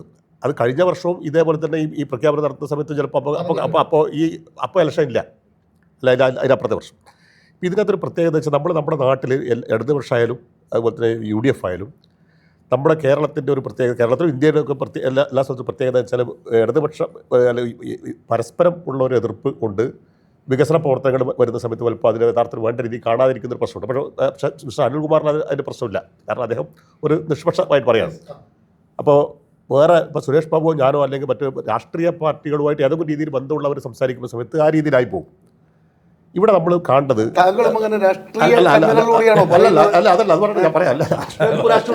അല്ല, അതിനൊരു വിഷയമുണ്ട്. ശ്രീ കേൾക്കുന്ന ആൾ വിചാരിക്കും അങ്ങനെ രാഷ്ട്രീയക്കാർ പറയുമ്പോൾ ഒരു രീതി, അല്ലാത്ത ആൾ പറയുമ്പോൾ അല്ല, അങ്ങനെയല്ല യഥാർത്ഥം. രാഷ്ട്രീയമായി പറയുന്ന സമയത്ത് ഗവൺമെന്റിന്റെ നയങ്ങളുമായി ബന്ധപ്പെട്ട് വികസന പ്രവർത്തനം ഉണ്ട്, അതുപോലെ തന്നെ നയങ്ങളുമായി ബന്ധപ്പെട്ട് ചില കാര്യങ്ങളൊക്കെ സംശയം ഉണ്ടാവും, വ്യത്യാസം ഉണ്ടാവും. ഇവിടെ ഞാൻ പറയാം, നമ്മൾ രാഷ്ട്രീയമായി പറയുമ്പോൾ എല്ലാം പ്യുവർ ആയിരിക്കും. അല്ല, ഇവിടെ കേരളത്തിലുള്ള പ്രത്യേകത രാഷ്ട്രീയമായ മത്സരം. ഇപ്പോൾ ഒരു നല്ലൊരു കാര്യം, ഇപ്പോൾ ഉദാഹരണത്തിന് ലോക കേരള സഭ നടന്നു കഴിഞ്ഞു തോന്നുന്നു. കേരളത്തിലൊരു അങ്ങനെ ഒരു ലോകത്തെല്ലാ സ്ഥലത്തും ഒരു വിദേശത്തൊക്കെ നമ്മൾ പോയാൽ അറിയാം, അവിടെയുള്ള ആളുകൾക്ക് ഇവിടെ ബന്ധപ്പെടാനുള്ള ഒരു സഭ. അത് പ്രതിപക്ഷം രാഷ്ട്രീയമായ കാരണങ്ങളാൽ പ്രതിപക്ഷം അതിനെ എതിർക്കുന്നു, പ്രതിപക്ഷം പങ്കെടുക്കുന്നില്ല. 400 പ്രതിനിധികൾ വിവിധ രാജ്യങ്ങൾ വരുന്നു, ഒരു സംസ്ഥാനങ്ങളിൽ വരുന്നു. അത് ഞാൻ ഈ ചർച്ചയായി ബന്ധപ്പെട്ട് പറഞ്ഞല്ല, ഞാൻ പറയുന്നത്. ഇവിടെ ഇപ്പോൾ കേരളത്തിലെ വികസനത്തിൻ്റെ കാര്യത്തിൽ നോക്കിയാൽ നമുക്കറിയാം, നമ്മൾ ആകെ നോക്കുമ്പോൾ എന്താണ് ഇപ്പം അനിൽകുമാർ പറഞ്ഞ വലിയ പ്രഖ്യാപനങ്ങളില്ല. നമ്മൾ കഴിഞ്ഞ 5 വർഷം മുമ്പ് പ്രഖ്യാപിച്ചിട്ടുള്ള ഇപ്പോൾ കണ്ണൂർ ജില്ലാ ആശുപത്രി നമ്മൾ പോയി നോക്കിയാൽ നമ്മൾ മുമ്പ് കണ്ടിട്ടുണ്ട്, ഇപ്പോഴും കണ്ടിട്ടുണ്ട്. അതിൽ ഒരു പ്രത്യേകത നോക്കിയാൽ നമുക്കറിയാം. അതുപോലെ തലശ്ശേരിയിലൊരു മദർ ചൈൽഡ് ഹോസ്പിറ്റൽ വരുന്നു, സ്ഥലം വരുന്നു. തലശ്ശേരി ക്യാൻസർ സെൻ്റർ 63 കോടി രൂപ, 63.9 കോടി രൂപ ഇത്തവണത്തെ ബഡ്ജറ്റ് വകയിരുത്തിയിട്ടുണ്ട്. നമുക്കിങ്ങനെ ആലോചിക്കാൻ പറ്റുമോ? തിരുവനന്തപുരത്ത് RCCയിൽ മാത്രം RCC വരെ പോകാൻ വേണ്ടി ഇരുന്ന ട്രെയിനിന് എങ്ങനെയെങ്കിലും EQ എടുത്തിട്ട് പോയിട്ടുള്ള ആൾക്കാരാണ് കംപ്ലീറ്റ് ഉള്ളത്. പക്ഷെ ഇപ്പോൾ തലശ്ശേരിയിൽ ഏറ്റവും വലിയ ഒരു പിന്നെ ഓങ്കോളജീൻ്റെ ഒരു ഇൻസ്റ്റിറ്റ്യൂട്ട് പോലത്തെ ഒരു ഇൻ്റർനാഷണൽ ഇൻസ്റ്റിറ്റ്യൂട്ടായി വന്നിരിക്കുന്നു. എറണാകുളത്ത് വന്നിരിക്കുന്നു. അതിനുശേഷം എറണാകുളത്ത് വന്നിരിക്കുന്നു. അതുപോലെ നമുക്കറിയാം, പരിയാരം മെഡിക്കൽ കോളേജ് പ്രൈവറ്റ് ആയിരുന്നു. ആ private medical college government medical കോളേജായി മാറി. 1000 കോടി രൂപയാണ് അതിന് വേണ്ടി വന്നത്, കാരണം അതിന് കടം തീർക്കാൻ വേണ്ടി വന്നിട്ടുള്ളത്. അതുപോലെ എറണാകുളത്ത് മെഡിക്കൽ കോളേജ് വന്നു. അപ്പോൾ നമ്മൾ ഈ ആരോഗ്യ രംഗത്തും വിദ്യാഭ്യാസ രംഗത്തും കുട്ടികൾ പോകുന്നതിനെ കുറിച്ച് പറഞ്ഞു. ഞാൻ ഈ കാര്യത്തിൽ വളരെ നല്ലൊരു പ്രഖ്യാപനമാണ് വിദ്യാർത്ഥികൾക്ക്. പക്ഷേ എനിക്കതിനകത്ത് ചെറിയ ആ സർക്കാരിൻ്റെ നയത്തോട് എനിക്ക് ചെറിയ എതിർപ്പുണ്ട്. കാരണം എല്ലാ സഹായങ്ങളും മറ്റേ എല്ലാവർക്കുമായിട്ട് കൊടുക്കേണ്ട കാര്യമില്ല. ടാർഗറ്റഡ് ഗ്രൂപ്പിന് മാത്രമേ ചിലപ്പോൾ ചിലത് കൊടുക്കേണ്ടതുള്ള രീതിയിൽ അത് നേരത്തെ UPA ഗവൺമെൻറ്റിൻ്റെ സമയത്തൊക്കെ എടുത്ത സമീപനം. എല്ലാ സഹായം ഇപ്പോൾ ഉദാഹരണത്തിന് ഫീസ് നമ്മൾക്ക് വരുമാനം ഇപ്പോൾ ഈ ബഡ്ജറ്റിൻ്റെ ഒരു പോരായ്മയായിട്ട് ആൾക്കാർക്ക് ചൂണ്ടിക്കാണിക്കാൻ പറ്റുക ഒരു പക്ഷേ എന്താ വെച്ചാൽ ഇതിനകത്ത് നികുതി നിർദ്ദേശങ്ങളൊന്നും വെച്ചിട്ടില്ല. നികുതി നിർദ്ദേശം ഈ പൈസ കണ്ടെത്താൻ ഇപ്പോൾ നികുതി നിർദ്ദേശങ്ങൾ വെക്കണം. അപ്പോൾ നികുതി നിർദ്ദേശങ്ങൾ വെക്കുന്ന സമയത്ത് നമ്മൾ പറയുമ്പോൾ നമ്മൾ എല്ലാറ്റിനും എതിർക്കും. ചെറിയ ടാക്സ് നമ്മൾ ഭൂനികുതിൻ്റെ കാര്യം തന്നെ എടുക്കാം. ഞാൻ എൻ്റെ ഒരു അനുഭവം പറയാം. ഞാൻ ഭൂനികുതി കുറേ കാലമായിട്ട് അടക്കാറായിട്ടായിരുന്നില്ല. ഞാൻ ഇത് അറിയില്ല, ആരും ചോദിച്ചിട്ടുള്ള പറയുന്ന പോലെയല്ല. അപ്പോൾ പിന്നീടാണ് പറയുന്നത് 8 കൊല്ലം മറ്റു നികുതി അടച്ചിട്ടില്ല. പിന്നെ തഹസിൽദാർ വന്നിട്ട് 6 വർഷം കഴിഞ്ഞാൽ എനിക്കിപ്പം വിദേശത്ത് പോകേണ്ട ആവശ്യമുണ്ടായതുകൊണ്ട് പിന്നെ എനിക്ക് നെറ്റ് വർത്ത് സർട്ടിഫിക്കറ്റ് കൊടുക്കണം. നെറ്റ് വർത്ത് സർട്ടിഫിക്കറ്റ് കൊടുക്കാൻ വേണ്ടിയിട്ട് നോക്കുമ്പോൾ എനിക്കിത് ഇതായി. കാരണം കിട്ടുന്നില്ല. അപ്പോൾ ടാക്സ് അടക്കണ്ടേ. അപ്പോൾ ഇത് ടാക്സ് അടക്കണം എന്നുള്ളൊരു ബോധ്യം എനിക്ക് ഉണ്ടായിട്ടേ ഇല്ല. പക്ഷേ ഇൻകം ടാക്സ് ഞാൻ എല്ലാ കൊല്ലം ഇൻകം ടാക്സ് നമ്മൾ ചെയ്യുന്നു, റിട്ടേൺ കൊടുക്കുന്നു. പക്ഷേ നമ്മുടെ കേരളത്തിൽ ഭൂനികുതിൻ്റെ കാര്യത്തിൽ എന്താ വെച്ചാൽ കൃത്യമായിട്ട് അത് പിരിച്ചെടുക്കാൻ ആ പൈസ കുറച്ച് പൈസ കഴിഞ്ഞ വർഷം വർദ്ധിപ്പിച്ചു. പക്ഷേ വർദ്ധിപ്പിച്ചാൽ പോലും അത് അത്ര അധികമല്ല. കാരണം ഇടക്കിടയ്ക്ക് വർദ്ധിപ്പിക്കാത്തത് കൊണ്ട് വളരെ 10-25 കൊല്ലത്തേക്ക് ഇലക്ഷൻ വരുന്നതുകൊണ്ട് ചിലപ്പം പ്രഖ്യാപിച്ചാൽ നടപ്പാവില്ല. പക്ഷെ അങ്ങനെയുള്ള വിഭവ സമാഹരണത്തിനുള്ള പ്രത്യേകത. പക്ഷെ ഇപ്പോൾ കേരളത്തിന് ഒരു പ്രത്യേകത ഉണ്ടായിട്ടുള്ളത് എന്താ വെച്ചാൽ വിഭവ സമാഹരണത്തിന് നല്ല രീതിയിൽ പിന്നെ നികുതി ചോർച്ച തടഞ്ഞിട്ട് 5 വർഷം കൊണ്ട് 1.5 ലക്ഷം കോടി രൂപ തനത് വരുമാനത്തിൽ വർധനവുണ്ടാക്കി. 30,000 കോടി നികുതി നല്ലോണം ഉണ്ടല്ലോ. അല്ല നികുതി ചോർച്ച അല്ല അപ്പോൾ നികുതി വരുമാനം വർദ്ധിപ്പിച്ചു. അതുപോലെ സാധാരണ ഇപ്പോൾ കേരളത്തിലുള്ള വരുമാനം എന്താ നേരത്തെ അവർ പറഞ്ഞു, പിന്നെ സുരേഷ് ബാബു പറഞ്ഞു. കാരണം വെച്ചാൽ കേന്ദ്രത്തിൽ നിന്ന് കിട്ടുന്ന പറഞ്ഞു. അപ്പോൾ കേന്ദ്രത്തിൻ്റെ വിഹിതം സാധാരണ രീതിയിൽ നേരത്തെ ഉള്ളത് നമ്മുടെ സാധാരണ വിൽപ്പന നികുതി, വാണിജ്യ നികുതിയാണ് സാധാരണ ഒരു സംസ്ഥാനത്തിൻ്റെ വരുമാനം. അത് ഈ പിന്നെ വാറ്റ് പോയിട്ട് അതിന് ശേഷം GST വന്നതോടുകൂടി സംസ്ഥാനങ്ങൾക്കുള്ള പിടിപോയി കേന്ദ്രം പിരിക്കുന്നത്. അപ്പോൾ അതിൻ്റെ ഒരു അന്തരം തീർക്കുന്നതിന് വേണ്ടി 7,000 കോടി രൂപ ഓരോ കൊല്ലവും കൊടുക്കുന്ന 5 കൊല്ലം കൊടുത്തു. പക്ഷെ പിന്നെ കൊടുത്തില്ല. അപ്പോൾ ഇപ്പോഴെന്ന് വെച്ചാൽ ആ നികുതി മുഴുവൻ കേന്ദ്ര ഗവൺമെൻറ്റിൻ്റെ കയ്യിലുള്ളത്. ഇനി ഏത് ഗവൺമെൻറ് വന്നാലും UDF ആയാലും LDF ആയാലും ഏത് വന്നാലും നികുതി പിരിക്കുന്നതിന് നികുതി മുഴുവൻ പോകുന്നത് കേന്ദ്രത്തെ പോകുന്നു. ഒന്ന്. രണ്ടാമത് ഇൻകം ടാക്സ് ഈ പൈസയും പോന്നു. കേരളത്തിന് കിട്ടുന്ന നികുതി വിഹിതത്തിൽ അറിയോ 1.95 ഇന്ത്യ ഗവൺമെൻറ് പിരിക്കുന്ന നികുതിൻ്റെ 1.95 ഇവിടെ കിട്ടുന്നത്. നേരത്തെ 3% ഒരു 10 വർഷം മുമ്പ് 10ാം ധനകാര്യ കമ്മീഷൻ വരെ കുറഞ്ഞു. അതിന് കാരണം എന്താ പറയുന്നത്, ജനസംഖ്യയിൽ മറ്റ് സംസ്ഥാനങ്ങളിൽ ജനസംഖ്യ വർദ്ധിക്കുന്നു, ഇവിടെ ജനസംഖ്യ ഇതിൽ മാത്രമല്ല. ഇവിടെ ഒന്നാം തലമുറ മാറ്റുന്നുണ്ട്. ഇന്നത്തെ മാതൃഭൂമിയിൽ ഒരു ലേഖനം, ഒരു ധനശാസ്ത്രത്തിൻ്റെ ഒരു ലേഖനം വന്നിട്ടുണ്ട്. ഇന്നത്തെ മാതൃഭൂമി വായിച്ചോന്നറിയില്ല, ഇന്നത്തെ മാതൃഭൂമിൻ്റെ എഡിറ്റ് പേജിൽ വന്നിട്ടുണ്ട്. അത് കേരളം കടക്കണിയിലാണോ എന്ന് ചോദിച്ചാൽ കടക്കണിയിലല്ല. നമ്മളെല്ലാവരും പറയുന്നത് കേരളം ഭയങ്കര കടക്കണിയിലാന്ന് അപ്പോൾ അയാൾ പറയുന്നത് കേരളം കടക്കണിയിലേ അല്ല. എന്തുകൊണ്ട്? ഇന്ത്യൻ സംസ്ഥാനങ്ങളിൽ, ഇന്ത്യയിലെ വലിയ സംസ്ഥാനം ആകെ ഇന്ത്യയിലെ ഒരു 15 സംസ്ഥാനം എടുത്താൽ ആ 15ാം സ്ഥാനത്താണ് കേരളത്തിലെ കടം. ഏറ്റവും കുറഞ്ഞ കടം ഉള്ളത് കേരളത്തിലാണ്. ഇന്ത്യ ഗവൺമെൻറ് 57%, GDP-ൻ്റെ 57% കടം ഇന്ത്യ ഗവൺമെൻറ് 57%. 30% അധികം പോകാൻ പാടില്ല എന്ന് പറഞ്ഞാൽ കടമെടുപ്പ് പരിധി, കേരളത്തെ കടമെടുപ്പ് പരിധി കുറച്ചുകൊണ്ട് ഇതാകുന്നത്. അപ്പോൾ കടമെടുക്കുന്നത് കേരളം 15ാം സ്ഥാനത്തേ ഉള്ളൂ. ഇന്ത്യ ഗവൺമെൻറ്റിൻ്റെ കടത്തിൻ്റെ പകുതി ഒരു 60% വരെ കടയെ കേരളത്തിലുള്ളൂ. ഇന്ത്യ ഗവൺമെൻറ് GDP-ൻ്റെ 57%, ഇവിടെ 36%, 35% ഒക്കെ ഉള്ളൂ. അല്ല അപ്പോൾ അങ്ങനെ പോരാ വിഭവം. അപ്പോൾ എന്നിട്ട് ഈ നികുതി ചോർച്ച തടയുകയും അതേസമയം മറ്റേ ഈ സാധ്യതയുള്ള ആളുകൾ എടുക്കുന്ന നികുതി ഈടാക്കേണ്ടതുണ്ട്. ഇപ്പോൾ ഞാനിപ്പോൾ ഒരു UK പോയിട്ട് വരുന്ന അവിടെ നോക്കുമ്പോൾ അവിടെ 40% നികുതി ഇൻകം ടാക്സ്. അതിന് പുറമെ കൗൺസിൽ ടാക്സ് ടാക്സാണ് അത്ര. അപ്പോൾ ഇങ്ങനെ വരുന്ന സമയത്ത് നമ്മളിങ്ങനെ അപ്പോഴാണ് കടമെടുക്കേണ്ടി വരുന്നത്. ഇപ്പോൾ കിഫ്ബിയുടെ കാര്യം കിഫ്ബി ഇവിടെ ആരും പറഞ്ഞില്ല. നമ്മുടെ കണ്ണൂർ ജില്ലാ ആശുപത്രി 75 കോടി രൂപ കൊടുത്ത് ഒരു കിഫ്ബിയുടെ രീതിയിൽ വലിയൊരു ആശുപത്രിയായി മാറുന്നു.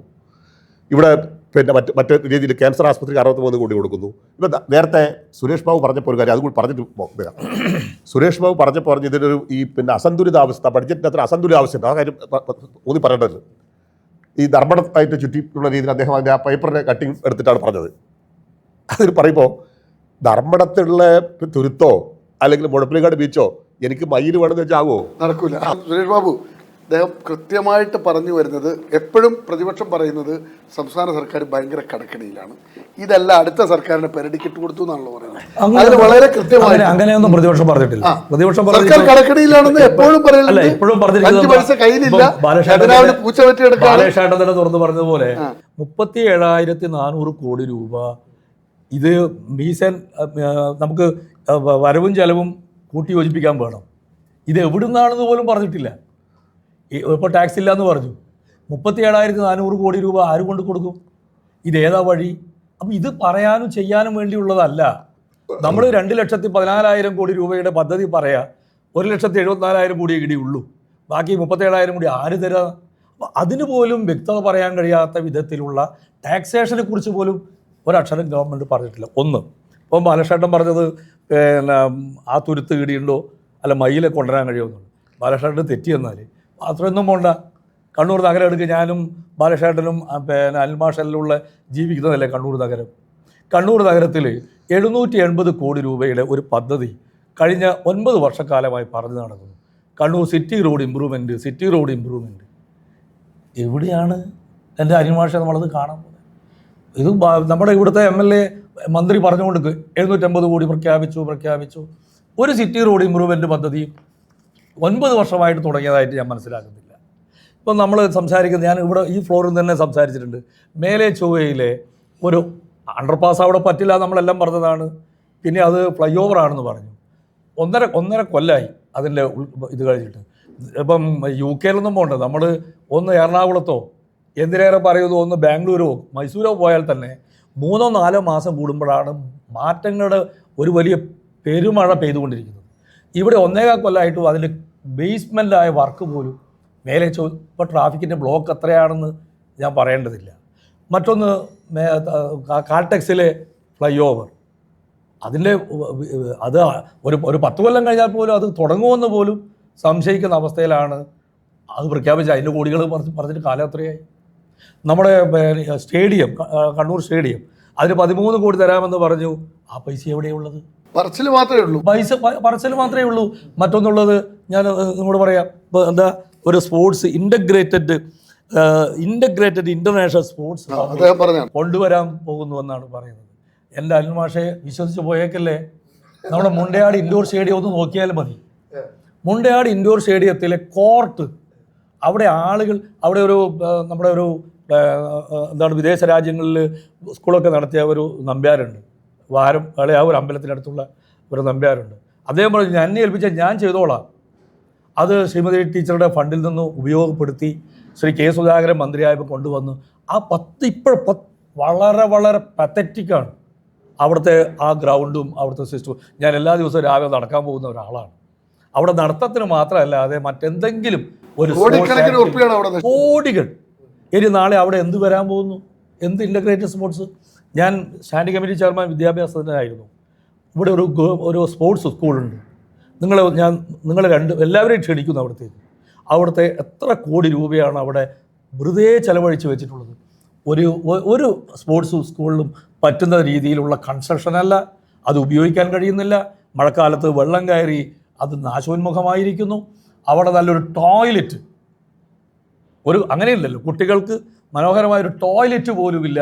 അത് സത്യം പറഞ്ഞാൽ പൊതുവിദ്യാഭ്യാസത്തിൽ നിന്ന് എടുത്തു മാറ്റി അത് ഗവൺമെൻറ് സ്പോർട്സ് സ്കൂളാക്കി മാറ്റിയിട്ട് വർഷങ്ങൾ കഴിഞ്ഞു. പറഞ്ഞ കാര്യങ്ങളൊന്നും നടക്കില്ല, നടത്താൻ അവർക്ക് ത്രാണിയുമില്ല. അല്ല, അത് മാത്രമല്ല, ഒരു കാര്യം കൂടി പറയാം. എല്ലാവരും പറഞ്ഞു പാവങ്ങളെ ചേർത്ത് പിടിക്കുക.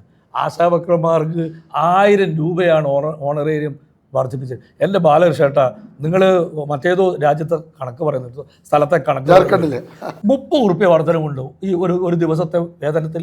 1000 രൂപ നിങ്ങൾ ആശാവർക്കർമാർക്ക്, അവർ നടന്നു പോകേണ്ട ദൂരം എത്രയാണ്? അവർ ഈ നാട്ടിലെ എല്ലാ ആരോഗ്യ പ്രശ്നങ്ങളിലും, പനി വന്നാലും അല്ലെങ്കിൽ തുമ്മൽ വന്നാലും ഓരോ വീടുകൾ അവർക്ക് ഓട്ടോറിക്ഷ കൊടുക്കാൻ കാശത്ര വേണം. അല്ല ഞാൻ പറയാം, ഞാൻ നിങ്ങളെ എതിർക്കാൻ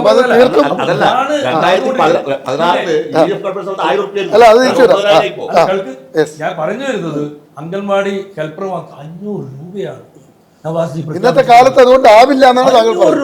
ഞാൻ പറയുന്നത് ഇപ്പം ഇവിടെ പഴയ കൗൺസിലർമാർക്ക് ഒരു 4000 രൂപ വർദ്ധിപ്പിച്ചതായി കാണും. എത്ര പരിതാപകരമാണ്. ആളുകളെ തദ്ദേശ സ്വയംഭരണ സ്ഥാപനങ്ങളിലെ ഉദ്യോഗസ്ഥന്മാരെ മാത്രമല്ല പലരെയും മറ്റ് വഴികളിലേക്ക്, ഞാനിപ്പോൾ അതെന്താണെന്നൊന്നും പറയുന്നില്ല, തള്ളിവിടുന്ന ഒരേർപ്പാടാണ് ഇതൊക്കെ നടക്കുന്നത്. കാരണം ഒരു കൗൺസിലർക്ക്, പ്രത്യേകിച്ച് ഒരു കോർപ്പറേഷൻ കൗൺസിലർക്ക് ദൈനംദിന പ്രവർത്തനങ്ങൾ കൃത്യതയോടെ ചടുലതയോടെ ചെയ്യണമെങ്കിൽ ഏറ്റവും മിനിമം ഞാൻ പറയുന്നത് ഒരു 1000 രൂപയെങ്കിലും കൊടുക്കാതെ പിന്നെ തീർച്ചയായും മിനിമം കിട്ടണം. ഇപ്പോൾ കിട്ടിയിരിക്കുന്നത് 14,000 തിരിച്ചു വരാം ശ്രീ അനിമാഷ. ഈ സുരേഷ് ബാബു ഇപ്പൊ എണ്ണമിട്ട് പറയുക, പ്രഖ്യാപനങ്ങൾ ഇങ്ങനെ എല്ലാ ബജറ്റിലും വരും, ഒന്നും നടക്കില്ല എന്ന് അദ്ദേഹം പറയുന്നത്, പലതും നടന്നിട്ടില്ല എന്ന് തെളിവടക്കം പറയുന്നു. എങ്ങനെയാ താങ്കളുടെ നിരീക്ഷണം? നമ്മളെ അങ്ങനെ പൂർണ്ണമായി നടക്കില്ല എന്ന് നമുക്ക് പറയാൻ പറ്റില്ല. അദ്ദേഹം പറഞ്ഞ പദ്ധതികളുണ്ടല്ലോ, മുണ്ടയാട്, അതുപോലെ ടൗണിന്റെ റോഡിന്റെ സിറ്റി റോഡ് ഉൾപ്പെടെയുള്ള കാര്യങ്ങൾ താങ്കളുടെ ശ്രദ്ധയിലുണ്ടല്ലോ. ഒന്നും വേണ്ട, നമ്മുടെ ഈ മേൽപ്പാലം മേൽപ്പാലം നടക്കുന്നില്ല എന്ന് നമുക്ക് പറയാൻ പറ്റില്ല. അതിന്റെ വർക്ക് സ്റ്റാർട്ട് ചെയ്തു, ഊരാലിങ്കലിനാണ് കൊടുത്തിരിക്കുന്നത്. അതൊരു നിശ്ചിത സമയത്തിനുള്ളിൽ തീർക്കണമെന്ന് പ്രത്യേക കരാറുകൾക്ക് കൂടി കൊടുത്തു. അപ്പൊ അത് മുണ്ടയാട് ഇൻഡോർ സ്റ്റേഡിയം എന്ന് പറയുമ്പോൾ നമുക്കത് കുറെ കൂടി ഡെവലപ്പ് ചെയ്യാനുണ്ട്. അതിന്റെ ശോചനീയാവസ്ഥയാണ് നമ്മൾ അതെ അതെ സിറ്റി റോഡ് ഇപ്പൊ നമുക്ക് അതിന്റെ ഭാഗമായിട്ടുള്ള പല എടുക്കാണ്ട് ചെയ്യാവുന്ന റോഡുകൾ, സിറ്റി റോഡ് ഇംപ്രൂവ്മെന്റ് കൂടി നമുക്ക് മെച്ചപ്പെടുത്തേണ്ടതുണ്ട്. അപ്പൊ അതിന് സാധാരണഗതിയിൽ നമ്മൾ, എനിക്ക് തോന്നുന്നത് ബജറ്റിൽ പ്രഖ്യാപനങ്ങൾ ഉണ്ടായിക്കഴിഞ്ഞാൽ ആ പ്രദേശത്തെ ആളുകൾ അതിനൊരു അതോറിറ്റി ഉണ്ടാവണം. അത് നമ്മൾക്ക് പിടിച്ചു വാങ്ങി അത് നടപ്പിലാക്കാനുള്ള ഒരു ഇച്ഛാശക്തി നമ്മളോട് ഉണ്ടാവണം. അപ്പം അതെനിക്ക് തോന്നുന്നത്, അപ്പം നമ്മുടെ ശ്രീ സുരേഷ് ബാബു ഉൾപ്പെടുന്ന കോർപ്പറേഷൻ, അദ്ദേഹം നേരത്തെ അവിടുത്തെ വിദ്യാഭ്യാസ ഇച്ഛാശക്തി എടുക്കില്ല. അത് എടുത്തിട്ടുണ്ടെങ്കിൽ നമുക്ക് അത് കുറച്ചുകൂടി എടുക്കണം. അല്ല അത് ചെയ്യേണ്ടത്, അല്ല അത് പിടിച്ചു വാങ്ങി അതിൽ മിനിറ്റ്സ് എടുത്ത് പരിശോധിച്ചാൽ നമുക്ക് കാണാൻ മനസ്സിലാവും. ഇനി അത്രയൊന്നും വേണ്ട, ഇത് ചെയ്യേണ്ട ഇപ്പം കണ്ണൂരിൽ പറയുമ്പോൾ കണ്ണൂർ അഴീക്കോട് എടുക്കുക, 2 MLA-മാരും LDF-ൻ്റെതാണ്, അവർക്കാണ് ഇനീഷ്യേറ്റീവ് എടുക്കേണ്ടത്. കൂടുതൽ മാത്രമല്ല നവാസ് ജി, ഒരു കാര്യം നിങ്ങൾ മനസ്സിലാക്കുക, ഇപ്പോൾ ടെക്സ്റ്റൈലിന് വേണ്ടി 166 കോടി ഇവിടെ പ്രഖ്യാപിച്ചിട്ടുണ്ട്. ഇപ്പോൾ ഇതിന് നിങ്ങൾ എൻ്റെ കൂടെ വരും, ധർമ്മസമാജത്തിൽ ലോകനാഥ് VVS-ലേക്ക് വരും. അവരുടെ വേതനം എത്രയാണ്, അവരുടെ തൊഴിലിലെ അവർ നേരിടുന്ന പ്രതിസന്ധികൾ എത്രയാണ്, തൊഴിൽ ഹാൻഡെക്സ് പൂട്ടാൻ പോവാണ്, ഹാൻഡ് പൂട്ടാൻ പോവുകയാണ്. എന്തിനേറെ പറയുന്നു, നമ്മുടെ റെയ്ഡ്കോ 140 കോടിയിൽ പരാൻ രൂപയുടെ കടമാണ്. റെയ്ഡ്കോ ആര് സംരക്ഷിക്കും? ഹാൻഡെക്സിൽ നിങ്ങൾ എല്ലാം പ്രതിസന്ധിയിലാണ് മുഴുവൻ. ബാലകൃഷ്ണൻ, ഇതെങ്ങനെയാ ഈ പറയുന്ന സ്ഥാപനങ്ങളൊക്കെ റെയ്ഡ്കോയും ഹാൻഡ്വീവും ഹാൻഡെക്സും എല്ലാ പ്രശ്നത്തിലാണെന്നാണ് പറയുന്നത്? അതെ, അതല്ല ഞാൻ ഉദ്ദേശിക്കുന്നത്. ആദ്യം നേരത്തെ ഉള്ള കാര്യം പറഞ്ഞു തുടങ്ങിയത് കാര്യങ്ങൾ. ഇപ്പോൾ ഈ ബഡ്ജറ്റ് പിന്നെ പറയുന്ന നിയമസഭയിൽ ബഡ്ജറ്റ് അവതരിപ്പിച്ച് പ്രസംഗിച്ചാൽ അത് ശരിക്കും ബൈൻഡിങ് ആണ്. ശരിക്കും യഥാർത്ഥത്തിൽ അത് ഉണ്ട്. അത് പിന്നെ പക്ഷേ ഇപ്പോൾ നടക്കുന്ന ഒരു ഫയലാവുന്ന ഒരു പദ്ധതി ആവുന്നു. കുറേ കാലത്തേക്ക് എപ്പോൾ കഴിഞ്ഞാൽ അതവിടെ ഉണ്ട്. അവിടെ ഇല്ലെങ്കിൽ അത് റദ്ദാക്കണം. ഇല്ലെങ്കിൽ പദ്ധതി അതിനുവേണ്ടി 100 രൂപ വെക്കും, ചിലപ്പോൾ ടോക്കൺ ആയിട്ട് വെക്കും. 100 രൂപ, 1 രൂപ വെച്ചാൽ മതി. ബഡ്ജറ്റ് നമ്മൾ വെറുതെ തമാശക്കുള്ള, ഞാനും സെക്രട്ടറിയുള്ള ആളാണ്, ശ്രീ KC വേണുഗോപാൽ. സാധാരണ ഇതിന് ബഡ്ജറ്റ് എന്ന് പറഞ്ഞാൽ, ഉദാഹരണത്തിന് ഇപ്പോൾ ഒരു ബഡ്ജറ്റിലൊരു കാര്യം പ്രഖ്യാപിക്കുമ്പോൾ ഞാനാണ് മുഖ്യമന്ത്രിയുടെ ഓഫീസിൽ പ്രവർത്തിക്കുന്ന. ഞാൻ ഒറ്റ ഒന്ന് കടത്തി പറയാം. കഴിഞ്ഞ കൊല്ലത്തെ ബഡ്ജറ്റിൽ കണ്ണൂർ വിമാനത്താവളത്തിന് ഫണ്ട് വെച്ചു, 1 രൂപ ചെലവഴിച്ചു.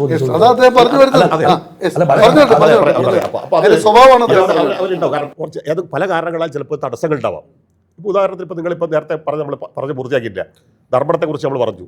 ധർമ്മടത്ത് പദ്ധതി, ധർമ്മടത്ത് ബ്രണ്ടൻ കോളേജ് എന്നുള്ള കോളേജ് 160 കൊല്ലം പഴക്കമുള്ള കോളേജ് ഉണ്ട്. അവിടെ ഒരു സിന്തറ്റിക് ട്രാക്ക് വന്നിട്ടുണ്ട്. ആ സിന്തറ്റിക് ട്രാക്ക് വന്നപ്പോൾ സ്പോർട്സിൻ്റെ, ക്രിക്കറ്റിൻ്റെ ഏറ്റവും പ്രധാനപ്പെട്ട ഈറ്റില്ലാണ് അത് തലശ്ശേരി.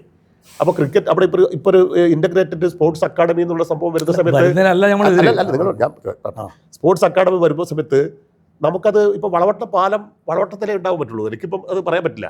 അപ്പോൾ അതേസമയം നിങ്ങൾ നോക്കും ടൂറിസത്തിൻ്റെ കാര്യം, ഇങ്ങനെയുള്ള പദ്ധതികൾ നോക്കും. അവിടെ ധർമ്മടത്ത് ഒരുപാട് പദ്ധതികൾ വന്നു എന്നുള്ള കാര്യം സത്യം. അതിന് കാരണം ആ ധർമ്മടത്തിൻ്റെ പ്രത്യേകത ഉണ്ടാകും. ധർമ്മടത്തിൽ ഘടകമായിരിക്കാം. അപ്പോൾ അതുപോലെ പറയാം, ഓരോരുത്തരും ആവശ്യപ്പെടാം. മുഖ്യമന്ത്രി ഇപ്പം തളിപ്പറമ്പിൽ സഫാരി പാർക്ക് വരാൻ വേണ്ടിയിട്ടുള്ള സാധ്യത 4 കോടി പോരാ. തളിപ്പറമ്പ് പറയുമ്പോൾ വെള്ളിക്കീൽ വെള്ളിക്കൽ ഇക്കോ ടൂറിസം ഒന്ന് പോയി നോക്കിയേ. അതിപ്പോ പൈസ വെച്ചിട്ട് ഇപ്പൊ നമ്മൾ ആരും അറിയില്ല. പുല്ലൂപ്പി കടവ് എന്നൊരു സ്ഥലം ഇവിടെ ഒരു സ്ഥലം ഉണ്ടെന്നുള്ളത് നമ്മൾ നേരത്തെ ഞാൻ എൻ്റെ സഹോദരിന്റെ വീട് കണ്ണാടി പറമ്പാണ്. പുല്ലൂപ്പി എന്ന് ബസ്സിലാണ് പോവുക. പക്ഷെ ഞാൻ അത് പുല്ലൂപ്പി പോകുന്ന സമയത്ത് എനിക്ക് അങ്ങനെ ഒരു കടവുള്ളതായിട്ടൊന്നും എനിക്ക് അറിയില്ലായിരുന്നു. ഇപ്പോഴാണ് പുല്ലൂപ്പി കടവ് എന്നുള്ള സംഭവം ഉണ്ടാകുന്നത്. കാട്ടാമ്പടിയിൽ കയാക്ക് ഇതുണ്ട് സംഭവം ഉണ്ടാകും. ടൂറിസത്തിന് രംഗത്ത് കണ്ണൂർ ജില്ലയിലുള്ള ഒരുപാട് ഈ പിന്നെ അതുപോലെ തന്നെ നേരത്തെ നടപ്പാക്കി കേന്ദ്ര ഗവൺമെന്റുമായി സഹകരിച്ചിട്ടുള്ള മറ്റേ റിവർ ക്രൂയിസ് സംഭവം ഇങ്ങനെ നമ്മളെ മലബാറിലേക്ക് ഈ മലബാറിനെ കുറിച്ചാണ് നവാസ് പറഞ്ഞത്. മലബാറിലേക്ക് ടൂറിസം വരിക. ടൂറിസം മലബാറിലേക്ക് കടന്നു വന്നുകൊണ്ടിരിക്കുന്നത് ആരാധന ടൂറിസം ഉണ്ട്, പിന്നെ മൃദംഗ ശൈലേശ്വരി ക്ഷേത്രവുമായി ബന്ധപ്പെട്ട് കേന്ദ്ര ഗവൺമെന്റ് പദ്ധതികൾ ഉൾപ്പെടെയുണ്ട്. ഏത് ഗവൺമെന്റ് എന്നുള്ള അർത്ഥമല്ല പറയുന്നത്. അങ്ങനെ ഒരു നമ്മളെ സംബന്ധിച്ചിടത്തോളം പദ്ധതികൾ വരുന്നുണ്ട്. ഇപ്പോൾ കണ്ണൂർ ജില്ലയിൽ ഇപ്പോൾ 3-4 പിന്നെ സിന്തറ്റിക് ട്രാക്ക് വന്നു. നമ്മൾ ആരും പ്രതീക്ഷിച്ചിട്ടുണ്ടോ? തലശ്ശേരി വന്നു. ഈ കണ്ണൂർ ജില്ല സ്റ്റേഡിയത്തിൻ്റെ കാര്യം പറഞ്ഞു 13 കോടി പാസ്സാക്കിയിട്ട് അവിടെ പോയി. അതിൽ സുരേഷ് ബാബു പിന്നെ മുമ്പുള്ള corporation Suresh Babu corporation standing committee ചെയർമാനായുള്ള ഈ കോർപ്പറേഷനുമായി ബന്ധപ്പെട്ട ബാക്കി അന്ന് പ്രഖ്യാപിച്ച എല്ലാ സ്റ്റേഡിയായില്ലേ? കൂത്തുപറമ്പ് സ്റ്റേഡിയമില്ലേ, തലശ്ശേരി സ്റ്റേഡിയമില്ലേ, പയ്യന്നൂർ എല്ലാവരും സ്റ്റേഡിയമായി. കണ്ണൂർ മാത്രം വരാതിരുന്നത് കണ്ണൂർ സ്റ്റേഡിയത്തിനെ സംബന്ധിച്ച് കോർപ്പറേഷൻ്റെ സ്ഥലമാണ്. ആ സ്റ്റേഡിയം വരുമാനവുമായി ബന്ധപ്പെട്ട തടസ്സം ഉണ്ടായി. ആദ്യത്തെ ജയരാജൻ സ്പോർട്സ് മന്ത്രിയായ സമയത്ത് ആദ്യമായി പ്രഖ്യാപിച്ചത് കണ്ണൂർ സ്റ്റേഡിയത്തിന് 10 കോടി പ്രഖ്യാപിച്ചു. പക്ഷേ 13 അപ്പോൾ അത് പ്രഖ്യാപിച്ച ശേഷം അത് കണ്ണൂർ നടന്നില്ല. അപ്പം ഈ നടത്തിപ്പുമായി ബന്ധപ്പെട്ട ഒരുപാട് പ്രശ്നങ്ങളുണ്ട്, ഇല്ലാതെ ഞാൻ പറഞ്ഞില്ല. പക്ഷെ നമ്മൾ ആ സംഗതി മേടിച്ചെടുക്കാൻ വേണ്ടി ആ പ്രദേശത്തുള്ള ആളുകൾക്ക് കഴിയണം. അതാണ് അനിൽകുമാർ പറഞ്ഞത്. കാരണം ഒരു പദ്ധതി പ്രഖ്യാപിച്ചാൽ അവിടെ പിന്നെ മറ്റേ ലൈറ്റ് പ്രഖ്യാപിക്കുന്നു. അല്ലെങ്കിൽ ആസ്പത്രിക്ക് പിന്നെ ഇവിടെ മാങ്ങാട്ട് പറമ്പിലുള്ള അമ്മയും കുഞ്ഞും ആസ്പത്രിക്ക് പറയുന്നു. അതിനുശേഷം ഡോക്ടർ ഉണ്ടാക്കി ജനങ്ങൾ സമരം നടത്തിയിട്ടോ അല്ലെങ്കിൽ എനിക്ക് തോന്നുന്നത് മലബാറിനെ കണ്ണൂർ ജില്ല വികസന ഭൂപടത്തിൽ വാസ്തവത്തിൽ വരുന്നത് ഞാൻ ഇത് പറയുന്നില്ല. കഴിഞ്ഞ 10 വർഷത്തിൽ അതിൽ കഴിഞ്ഞ 5 വർഷം അതിലൊരു 10 വർഷത്തിൽ 2-3 വർഷം കോവിഡായി പോയി. 3 വർഷം കോവിഡായി പോയി. കഴിഞ്ഞ 7 വർഷം 7 വർഷത്തിനുള്ളിൽ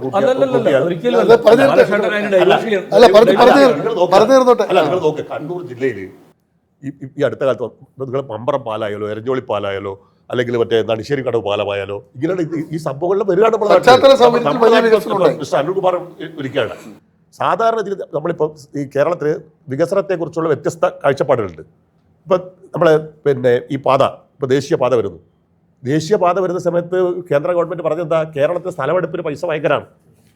നമ്മൾ 5 പൈസ ഇല്ലാതെ ഇവിടെ എന്താ പണ്ടാലും നമ്മുടെ നാട്ടിലൊരാൾ പറയുന്നത് നക്കിയുടെ വിട്ടുകിടാൻ എന്ന് പറഞ്ഞ പോലെ അങ്ങനെയുള്ള സംസ്ഥാനം 7000 കോടി രൂപയാണ് കൊടുത്തത്. 5500 കോടി ശരി 5560 അതെ കോടി കൊടുത്തിട്ടാണ് നമ്മൾ ദേശീയപാത ഇപ്പോൾ നടക്കുന്നത്. ഈ ദേശീയപാത വരുന്ന സമയത്ത് ഒരുപാട് പ്രശ്നങ്ങളുടെ ആൾക്കാർ പക്ഷെ ദേശീയപാതയിലെ കൂടി പറയാനുണ്ട്. ദേശീയപാതയിൽ നിങ്ങളിപ്പം ഒരു മഹാദുരന്തം അനുഭവിക്കുന്നവരാണ് കണ്ണൂർക്കാർ, അറിയോ? മാഹി തലശ്ശേരി ബൈപ്പാസ് അത് നിങ്ങൾ മനസ്സിലാക്കേണ്ടത്. അവിടെ ഇപ്പൊ കട്ട് ചെയ്തിരിക്കുക. മാഹിയിലേക്ക് ഒരു പിന്നെ അവിടെ ചർച്ചയാക്കണോ? അതൊന്നും പറഞ്ഞില്ല. ആദ്യം ഒരു പൂർത്തിയാക്കേണ്ട സ്ട്രെച്ച് ആയിരുന്നു മുളപ്പിലങ്ങാട് തളിപ്പറമ്പ് സ്ട്രെച്ച്. അല്ല, കണ്ണൂർ നഗരത്തിലെ പ്രശ്നം പരിഹരിക്കാൻ കണ്ണൂരിലെ ട്രാഫിക് ജംഗ്ഷൻ മുഴുവൻ ഇപ്പോഴും അനുഭവിക്കുന്നുണ്ട്. ഈ ടൂറിസം രംഗത്ത് ഏറ്റവും പ്രധാനപ്പെട്ട നമ്മുടെ കണ്ണൂർ ജില്ലയിൽ പിന്നെ ചേംബർ ഓഫ് കോമേഴ്സും ഒക്കെ ശ്രമിക്കേണ്ടതാണ്. വിമാനത്താവളമൊക്കെ വന്നതാണ്. ഇപ്പോൾ ഒരു നല്ലൊരു ഉണർവുണ്ടായിട്ടുണ്ട് ടൂറിസം രംഗത്ത്. ശരിക്കും വലിയ രീതിയിൽ ഞാൻ കഴിഞ്ഞ ദിവസം കായലോട് ഒരു ആവശ്യത്തിന് പോയപ്പോൾ കായലോട് ഒരു പ്രൈവറ്റ് ടൂറിസത്തിൻ്റെ കണ്ടു. ഇപ്പോൾ പാടിക്കുന്നിന് ഒരു പ്രൈവറ്റ് ടൂറിസം വന്നു. അവിടെ ഞാൻ ഞെട്ടിപ്പോയി. അവിടെ റോഡ് ഗതാഗതം തടസ്സപ്പെട്ടില്ല. അപ്പോൾ ആളുകൾ ഇങ്ങനെ പിന്നെ നമ്മുടെ ആഭ്യന്തര ടൂറിസത്തിന് വലിയ സാധ്യതകൾ ഉണ്ട്. വിദേശ ടൂറിസ്റ്റുകൾ കണ്ണൂരിൽ കുറഞ്ഞു എന്നുള്ളതാണ് പുതിയ കണക്ക്. ആഭ്യന്തര ടൂറിസം വിദേശികൾ നഗരത്തിൽ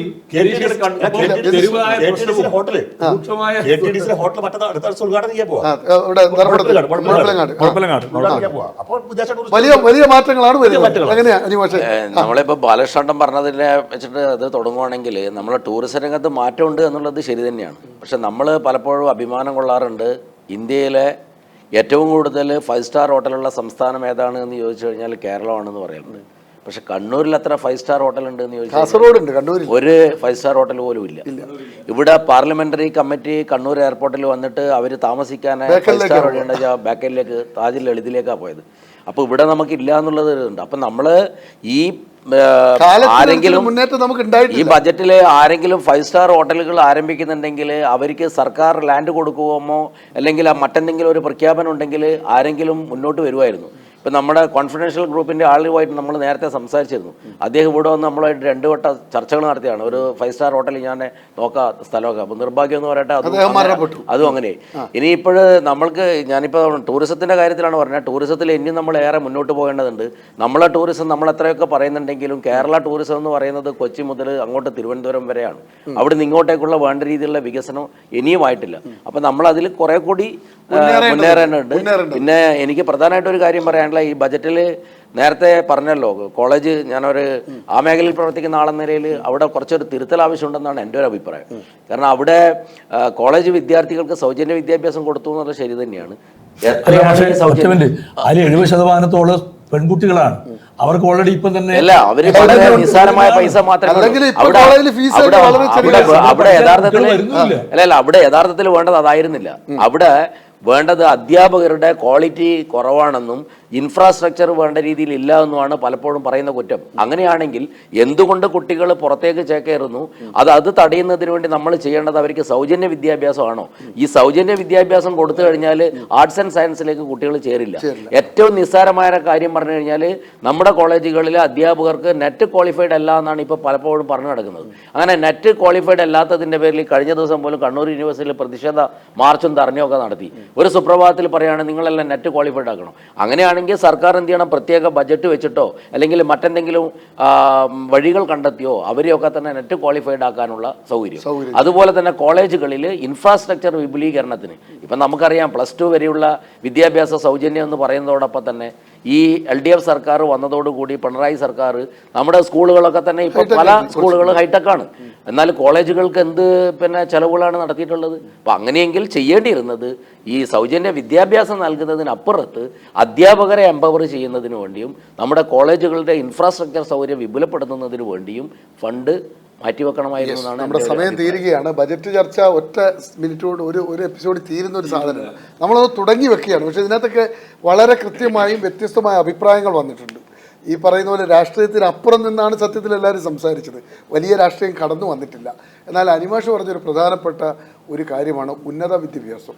+2 കഴിഞ്ഞിട്ടുള്ള വിദ്യാഭ്യാസ മേഖലയിൽ വരുത്തേണ്ട മാറ്റങ്ങളെക്കുറിച്ച്, അതുപോലെ ടൂറിസം രംഗത്തുണ്ടാകേണ്ട മുന്നേറ്റത്തെക്കുറിച്ച്. നമുക്കൊരു 5 സ്റ്റാർ ഹോട്ടലില്ലാന്നൊക്കെ പറയുന്നത് കാലം വളർന്നുകൊണ്ടിരിക്കുക. അതുപോലെ തന്നെ സുരേഷ് ബാബു പറഞ്ഞൊരു പ്രധാനപ്പെട്ട കാര്യമുണ്ട്. ഈ ആശാ വർക്കർമാർ ഉൾപ്പെടെ താഴെ തട്ടിലുള്ള മനുഷ്യരെ കുറച്ചുകൂടി നമ്മൾ ചേർത്ത് പിടിക്കണം. അങ്ങനെ പക്ഷെ ഇനി എന്തെല്ലാം ചേർത്ത് പിടിച്ചാലും കുഞ്ഞീഷന്മാരുള്ളത്, കുഞ്ഞീഷനാട്ടിനെ പോലുള്ള ആളുകൾ അതൊന്നും അവർക്ക് ചേർത്ത് പിടിച്ചാൽ ഇപ്പൊ മറുപടി അങ്ങനെയാണെന്ന് പറയുന്നത്. കുഞ്ഞിനിഷ്ടം വേണ്ടാന്ന് പറയുന്നത്. പക്ഷേ ഒരു എപ്പിസോഡ് മുഴുവൻ ചർച്ച ചെയ്യേണ്ട കാര്യമായി മാറും. എന്തായാലും പുസ്തകം ഇറങ്ങട്ടെ, എന്നിട്ട് നമുക്കൊരു ചർച്ച വെക്കാം. എന്തായാലും പ്രേക്ഷകർക്കും ഇത് കേട്ടിട്ട് നിങ്ങൾക്കും വിലയിരുത്താം, നിങ്ങളുടെ ചർച്ചയിലേക്കും വരാം. സമയം തീർന്നിരിക്കുന്നു. അതുകൊണ്ട് അടുത്തതിലാക്കാം. സുരേഷ് ബാബു ഇനിയും ഒരു അവസരം കൊടുക്കാം പ്രേക്ഷകർക്കും. ഒപ്പം പങ്കെടുത്ത 3 പേർക്കും നന്ദി, നമസ്കാരം.